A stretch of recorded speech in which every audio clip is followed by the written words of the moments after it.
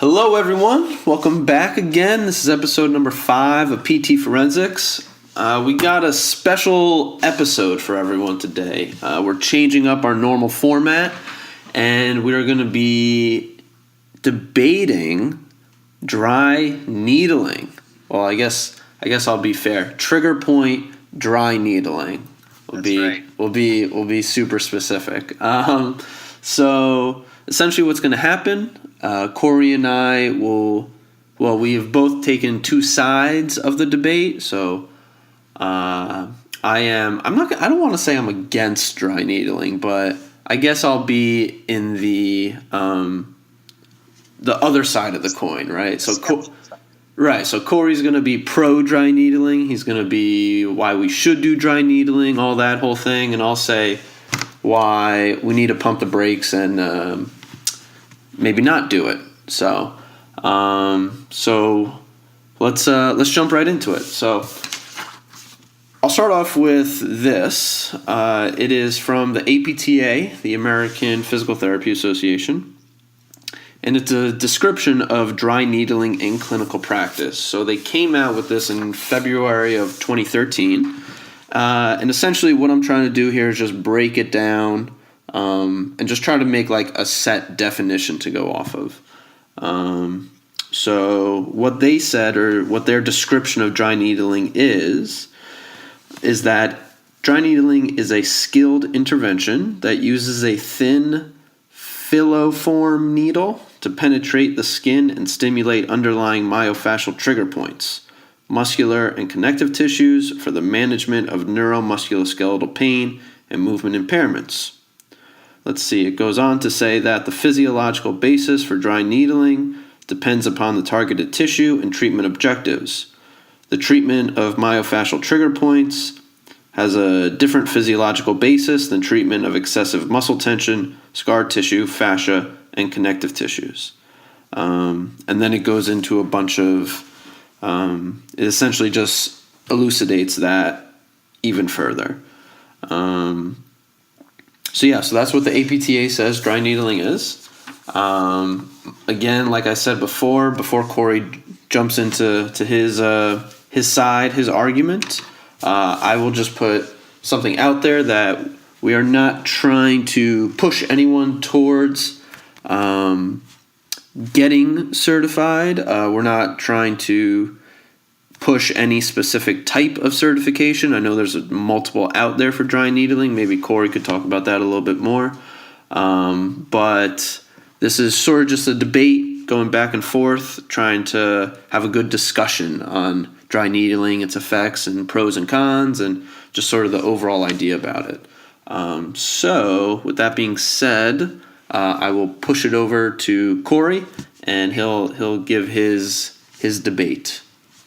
Thanks a lot, Dave. And I think you put it exactly right. We're not necessarily trying to push for or against. I think it really is just about opening up a discussion, because there's a lot out there. There's different types of dry needling. And you can kind of see what happens in our APTA definition of dry needling, that we want to distance ourselves from acupuncturists.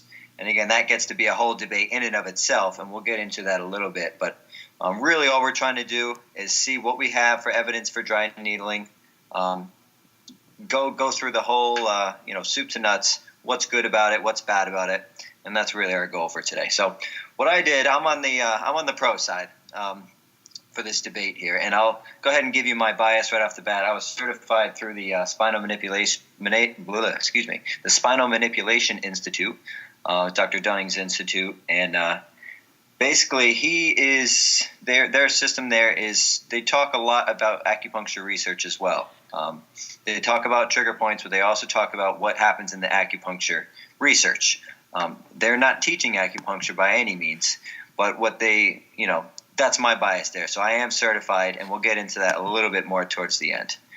So what I did is I grabbed 3 systematic reviews with meta-analysis, and was just kind of picking through to see what different body parts they have some research for dry needling. The first one I have is called Effectiveness of Trigger Point Dry Needling for Multiple Body Regions, a systematic review. And it had 19 different studies, and it kind of went through the whole body. the TMJ, cervical spine and shoulder, distal upper extremity, lumbar spine, proximal lower extremity, and distal lower extremity. So it kind of pulled out whatever studies they had that met their inclusion-exclusion criteria for all those different body parts. Basically, their statement was that dry needling seems to be an effective treatment for relief of trigger point-associated pain, regardless of body region at multiple points in time.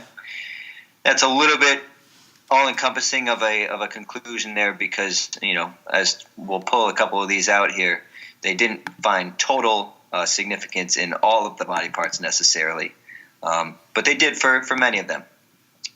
So, many of the flaws that come up in this study, which are pretty prevalent in all dry needling studies, are the variability in dry needling procedure. So if you look at these studies, there's all sorts of different things being done, and they're kind of lumped together in many of these systematic reviews. Would you stick a needle in and have it in for 5 minutes and don't do anything to it, or you have a needle in for 10 to 30 minutes and stimulate it, and whether you're pistoning or doing bidirectional rotation, they're all kind of put together, and that's obviously a very different dosage there.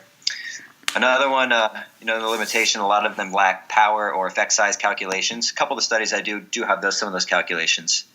And the last one being the issues with blinding, as far as, doing sham dry needling or comparing to different interventions. But regardless here, three of the authors in these studies identified when the MCID was met for pain outcomes.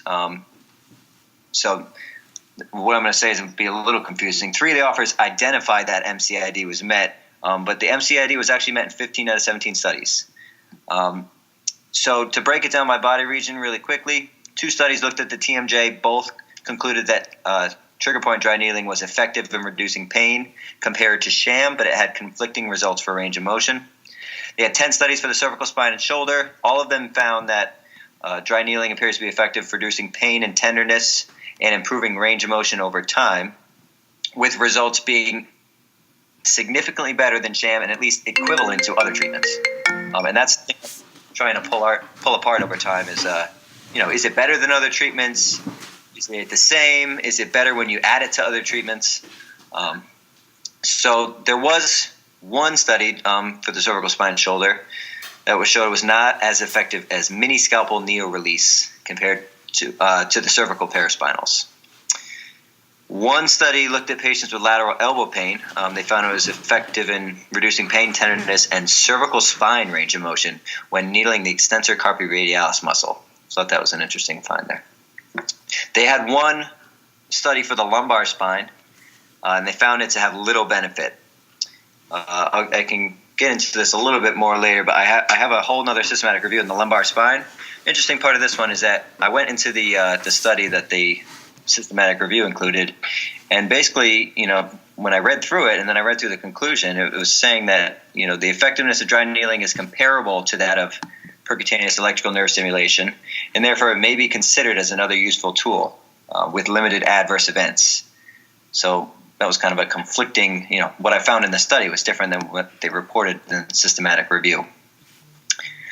2 studies looked at needling to the proximal lower extremity, and they show that limited benefit of needling to the gluteal muscles, while the others showed significant rapid improvements in pain following total knee replacement with needling. The interesting part is, and again, this is a huge flaw in all dry needling research, the study on lateral hip pain used 25 millimeter needles, so that's 2.5 centimeters. If you take your fingers, try to make 2.5 centimeters, how close do you think you're getting to the glute med or the glute min? I would say probably nowhere near there. And would you agree, Dave? Yeah, definitely. And I mean, on most people, like even a smaller, slimmer person, 2.5 centimeters, you're not getting anywhere near there. And the outcomes for that study were straight leg raise, hip internal rotation, and pain.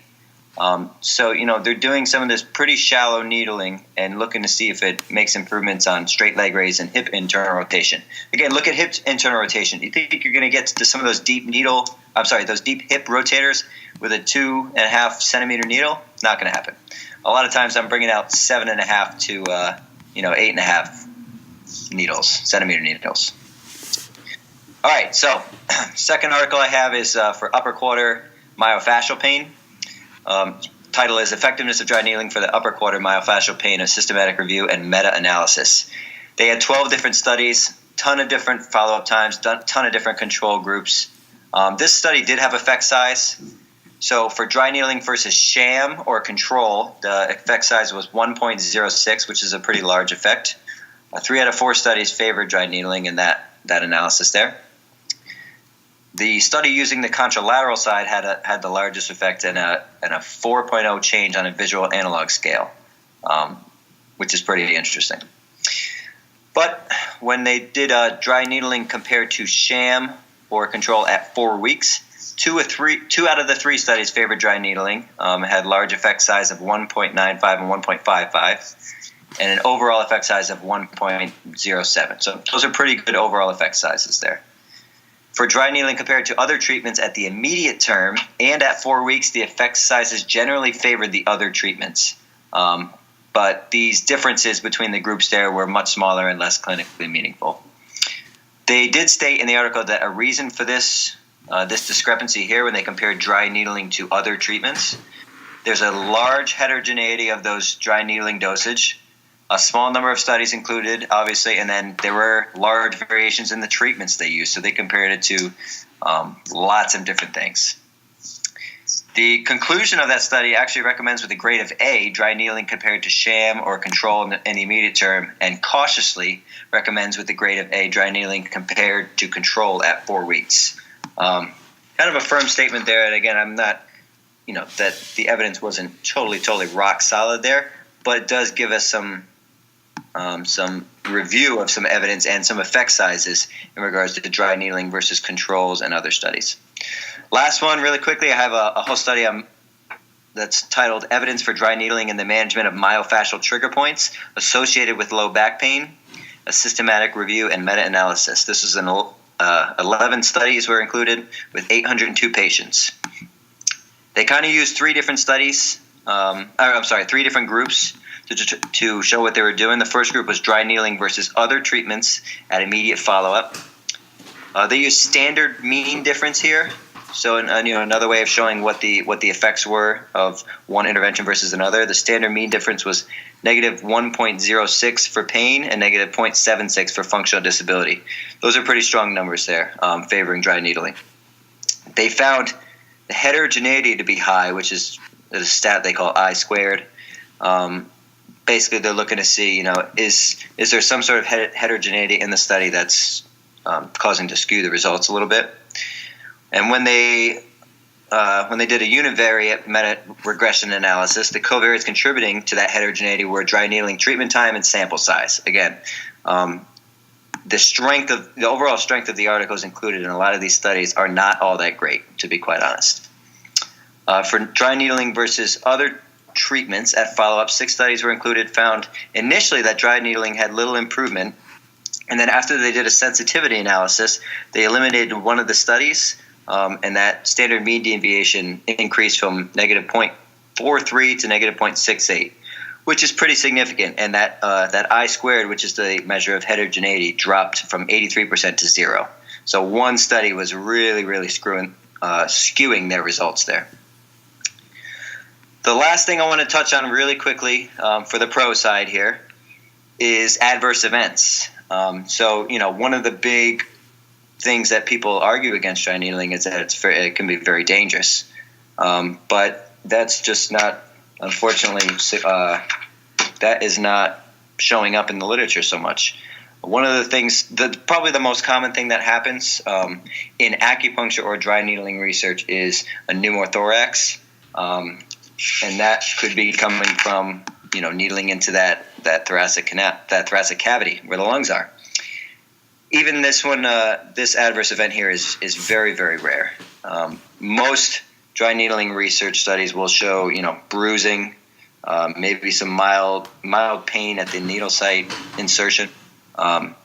But again, when you look at all the different things that happen, there are some more serious things that are reported in acupuncture literature. Spinal cord injury, very, very, very rare. Again, all these things. We have evidence that it happens, but it is extremely, extremely rare. one side I have right in front of me, fainting happened in 0.3% of 17,000 acupuncture treatments. Again, a lot of these can be controlled with proper training, using your brain when you're needling. To me, I mean, if you're needling into near someone's lung cavity, like maybe the upper trap, right? So the upper trap's going to get to those apical portions of the lungs. You've got to be diligent there. I can think of no reason to needle somebody's intercostal muscles, right? So, I assume you can get through to the lung cavity in there, but I just can't think of a reason to do it. You need to use common sense, obviously, with dry needling, and hopefully that comes through in the training of physical therapists and other practitioners of dry needling. All right, that was a whole lot, Dave, but you ready to rebut me here? Yeah, so I got a little bit of a rebuttal. Now, a lot of what I'm going to say is I have a lot of studies to talk about, but the thing is that, we could go through each study, all the statistics, all this kind of stuff, but I'm just going to kind of pull like maybe one or two things from them, and then probably go over just my broader idea of dry needling. But before we sort of get into the studies, one of the things I want to discuss is kind of what Corey talked about a little bit in the beginning, is the whole, I don't want to say issue, but the whole, conflict regarding, I guess that's the same thing, regarding acupuncture. So acupuncturists say that, dry needling is kind of like stealing their thunder a little bit, and they are really holding on hard to it.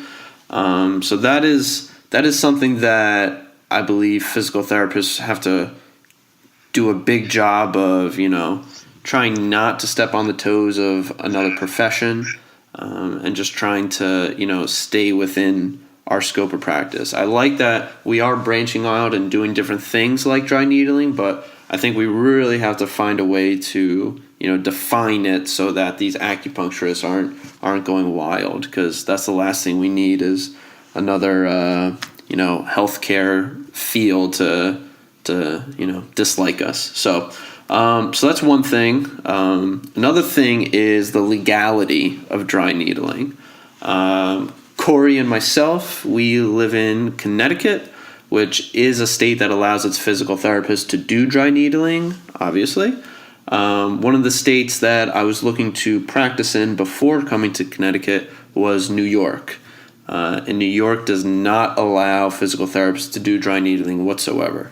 It is an illegal act and can't do it at all. Nothing. So I think, whenever there's something that has some sort of legal aspect, as far as like a practice act is concerned of what PTs can do and what they can't do, and when that line is, very well defined in certain places, you have to take a step back and look at what is going on, and why is it like that. It could just be that we're being blocked by other groups, or it could be that people just generally think it's not safe or not good to do. So but probably most likely it's the acupuncturist really shutting us down.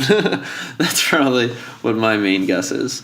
But now going into the articles a little bit more in-depthly, if that's a word, I have some of the similar articles that Corey had discussed, but the reason I'm bringing them up is to discuss some of these statistical errors that are going on here, and just to really grade them and take a look. So one of them, it's all about the dry needling that's performed by PTs, and it talks about musculoskeletal conditions as a whole. One of the aspects it talks about is publication bias. So it brings up, whether there is bias in just dry needling literature in general. The people that are conducting dry needling most likely and probably are dry needlers.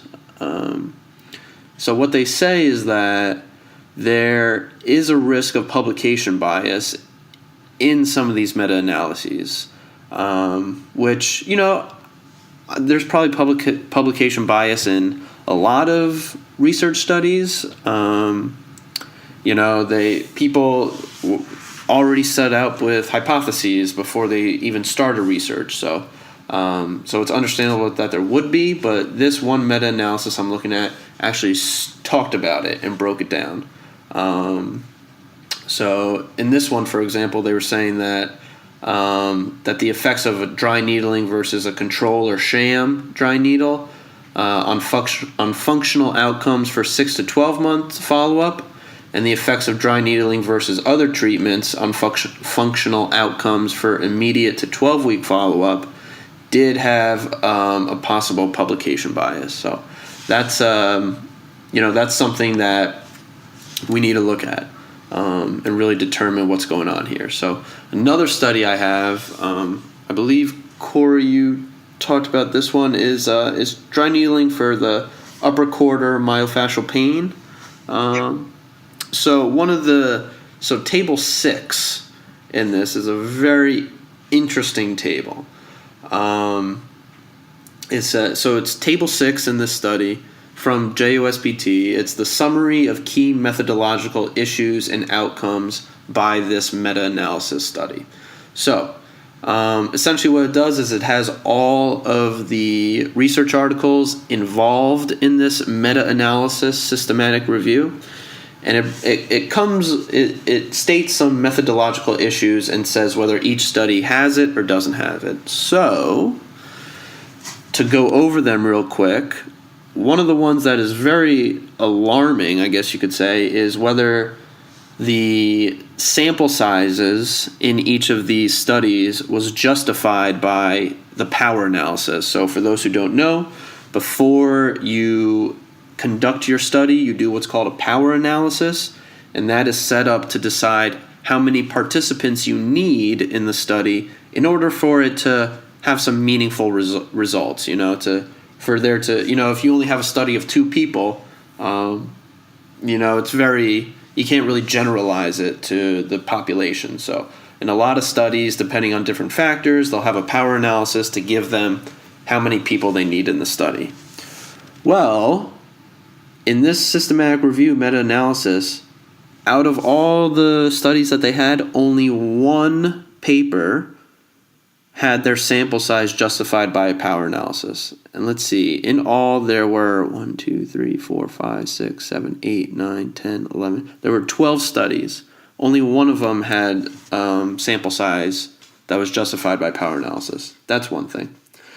The other thing is if there was a clinical meaningfulness of magnitude of pain reduction discussed in the article. So if there was a meaningful, clinically important difference of pain reduction that was even talked about in the article, right? That's one of the big things that we want to do. We want to reduce pain. So of the 12 articles in this systematic review, one study talked about the meaningful, clinically important difference of pain reduction. So that is another issue, right? And then finally, it talks about if there was a true control group, sham or placebo. Of these, 6 of them had a true control group. So 50% of these. These are not great numbers. It's again, we could go into it everything, but it just proves to show that this dry needling literature is just very far behind where it needs to be. Talking about this a little bit more, I think it's way too early to judge whether dry needling can really hold up in a clinical treatment. It's one of those things where I believe it can be useful. I'm not going to say that it can't be. I think for certain patients it could help. For certain patients it probably doesn't help. There's a lot of empirical evidence by people that do dry needling that says that it helps and it's beneficial, but I've I really want, now, Corey, I think you agree with me here. I really want to see a study where they measure up dry needling against regular PT treatment, and then have a control group and just have a really high quality, good study. And until that happens, I think you're going to have a lot of skeptics. You're going to have a lot of people that dislike it. And I think it'll still be like a type of treatment that is being shut down by other professions as well. So again, I didn't get too specific in certain articles and whatnot. I just sort of highlighted some points here. But that's sort of, I guess, my, and again, I don't want to say negative. I don't know how to put my stance. I think it's just skeptical of dry needling. I'll put it that way. So, any comments about that, Corey? Yeah, no, I think you actually bring up great points. And it's, like you said, I would agree with what you said. A lot of the studies have huge method flaws. And I think it's unfortunately a little bit rampant in all physical therapy research, to be honest. And one of the big issues that comes to mind, because it happens so much in PT research, is the sham or controlled treatments. How do you sham somebody on dry needling? Yeah. Mm-hmm. It should be quite apparent that you're not having a needle stuck in you. There's some studies that will actually use something that looks like a needle, but it doesn't penetrate. You just kind of poke it the same way. But again, as a patient, I like to think that people know what's going on.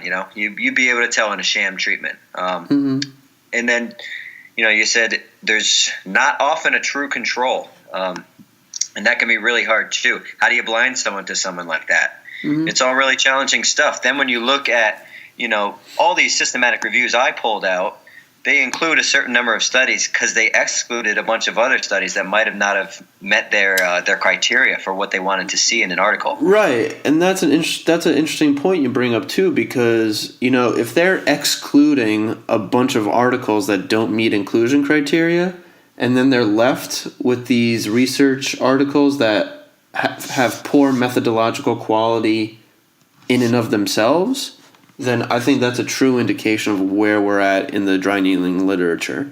And again, I don't want anyone to listen and be like, "Oh my God, he hates dry needling." That's not the case. I think, again, I'm sure there's success stories out there. Corey, I'm sure you have patients where you do dry needling on them and they do fantastic. I'm sure that they do really well. But I think it really needs to be evidence-based and controlled when it's trying to determine where dry needling's at. Again, there's very few things in physical therapy that are 100% non-disputable in regards to their effectiveness in treatments or even in evaluations and assessments, right? There's very few things that are even close to 100%. So it's much more of an art than it is a science, I tell a lot of people. But it's just something to, to be honest, I think the debate continues, right? It moves on. Yeah. And actually, so we talked about a little bit about acupuncture stuff. And again, as a profession, we try not to step on any toes, and I tell my patients when I do needle them, listen, this, because of course, that's the first question is, oh, you do acupuncture? Yeah. Oh, no, I don't do acupuncture. I'm not an acupuncturist. So I know there are some PTs who are actually licensed acupuncturists, but that's not very common. But so anyways, you talk about the strength of the research in dry needling. There's evidence. Is the evidence strong? No, and that's why a lot of the systematic reviews probably end up saying low to medium quality evidence. But one of the things I learned in my course with Dr. Dunning's course is that actually, as soon as you get into the course, they say, okay, everyone together, we want to say it's okay to say acupuncture, right? And so we all say that together. And again, the point is not to say that we're acupuncturists, but I think we are doing an extreme disservice by disregarding literature on acupuncture. there is a lot of strong literature for acupuncture, both deep and superficial. And again, not to say that we can pull directly from that and say that's exactly what we're doing, but we can look at those acupoints and say, hey, that's actually your anterior deltoid muscle. That's your anterior tibialis. And we can start to at least pull inferences from that. Right.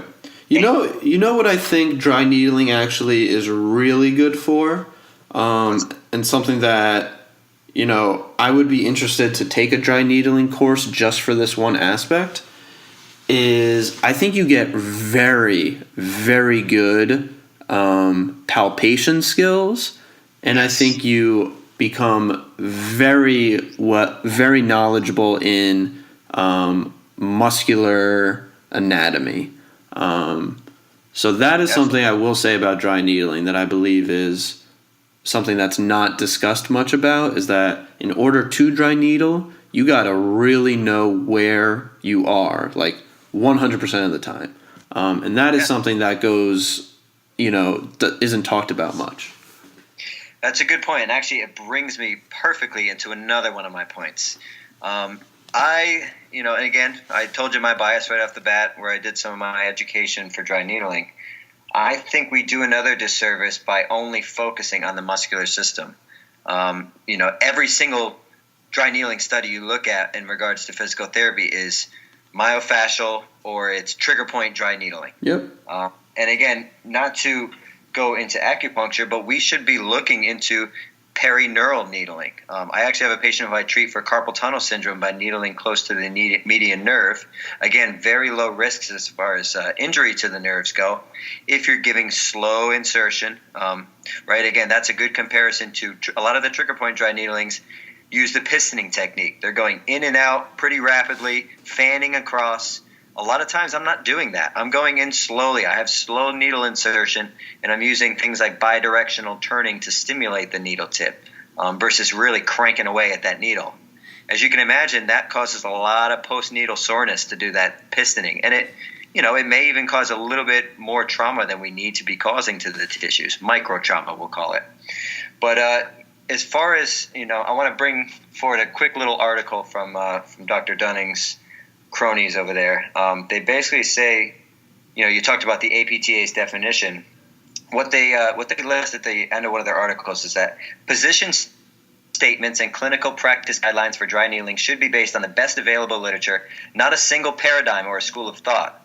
Therefore, physical therapy associations and state boards of physical therapy should consider broadening the definition of dry needling to encompass the stimulation of neural, muscular, and connective tissues, not just muscular trigger points. Mm-hmm. And I couldn't put that any better because I think we're missing out on a lot of stuff. I was reading, Dave, one of the articles you had shared with me too is on plantar heel pain. Mm-hmm. And it's all trigger point needling, which is fine. But I've had a great success, and there's a lot of literature for needling into the medial calcaneal tubercle where that problem exists a lot of times for plantar fasciitis patients. Mm-hmm. Yeah, and, I think, look, bottom line is if we are able to take, in a broader sense, okay, if you are able to take your patient and go from barely being able to walk in the door to the point of them being able to do the activities that they want to do, it's important how you get there, right? Obviously from point A to point B, but if you get them there to that point in a reasonable amount of time, without any safety issues or causing any harm to the patient, all that kind of stuff. If you get them from A to B, then I don't what does it matter exactly what you do, right? Right. If there's some evidence for it, there's at least more evidence than ultrasound, right? Yeah, exactly, definitely. And insurance will pay for ultrasound. Yeah, unfortunately, they should just cut that out. But for me, I think every PT has to sort of look at themselves and be like, how do I want to treat? What do I want to do? For me, I have nothing against people that dry needle. If it works, great, awesome. But for me, it's not my kind of intervention, for whatever that means. But there's studies that really need to be worked on, right? We still don't 100% know what happens when you do dry needle. The physiology behind it is still kind of up in the air. We're not exactly sure what happens. So that is a concern for me. There is some precautions, and there are some adverse events that do happen. I know the percentages are very low, but I'll put it this way. They're not as low as spinal manipulation. You know what I'm saying? They're still a little bit higher. You still have more of a risk in certain areas. Now, some of that just may be that certain people that dry needling are doing it incorrectly and they're messing up, and that's why they have adverse events, which, okay, but the stats are the stats. There are some increased adverse events that occur with dry needling. You discussed pneumothorax as one. But, I think it comes down to each individual PT. What do you want to do? How do you want to practice? And then take it from there. As long as you get your patients better, then all power to you. Yeah, no, those are good points, actually, and you brought up cervical, or spine manipulation. An interesting little comparison there. I mean, we don't totally understand the physiology and, the pain response to spine manipulation. Yep, and chiropractors are trying to stop us from doing that, in our practice act as well. So, there's fights in multiple areas. There is, yeah. And I think, again, like you said, it's important to identify if you're someone who wants the dry needle. If you do, great. If you don't, that's fine, because there are plenty of interventions out there. If you're someone who's doing dry needling, you better be well washed up on your muscular anatomy, your neural anatomy, and even your vascular anatomy, because those are all going to be important things. Certainly. But, yeah. Fantastic. Well, I believe I've said all I needed to say about dry needling. Corey, is there any other last bit or anything you'd like to discuss? Okay, one last little thing about methods, right? One last little methods thing that drives me crazy. In a lot of the studies, even the ones that I included, first of all, the definitions in the systematic reviews are never given, so you have to go into the studies to pull them out. Some of the dry needling treatments are like one stick with a empty cortisone needle, right? So they did a cortisone shot, and then they used another cortisone needle to do what's called a dry needle, right? That's very different from what I'm doing in the clinic. Other studies might be, I put a needle in for 5 minutes, I didn't do anything to it, and we did one treatment, and now we're going to see if we have results at 6 weeks. That's very different from what I'm doing. Oftentimes, especially with more chronic patients, I got them 1 to 2 times a week. The needling treatments are lasting 15, 20 minutes with either manual stimulation or electrical stimulation. So, again, the methods flaws got to be cleaned up in dry needling research and PT research in general, for that matter. Agreed. We have to be more specific about what we're doing, and I think that is one way to really push our profession forward, is to get down and dirty with, what the heck are we doing? So that was a good. I wouldn't call it really a debate, because I think we agreed with a lot of points on each other.